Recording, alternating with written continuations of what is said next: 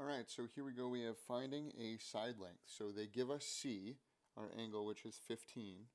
They give us A, which is 45, and B is 30, and we are trying to solve for side C right here.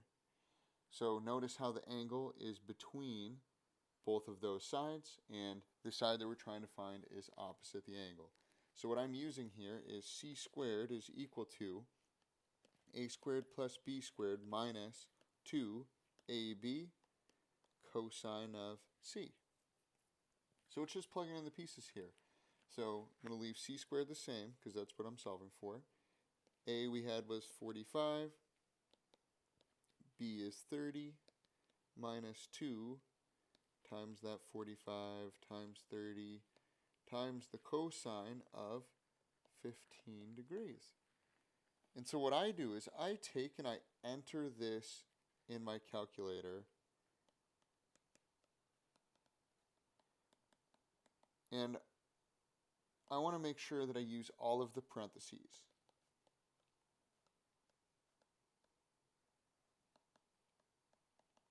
And so what I can do here is just enter in everything. So and then I'm going to end up with C squared equals some number. So that's what I'm going to do. So I'm just going to put in parentheses 45 parentheses squared plus parentheses 30 parentheses squared minus 2 parentheses 45, close those parentheses, open another 30, and then cosine of 15, close the final parenthesis. And what I ended up getting here is 317.00027. So I'm just going to take the square root of that number, and that's going to give me C. So C is equal to 17.8. And that's the length of this side right here, 17.8. And if you think about it, if 15 degrees, that seems like a very small angle.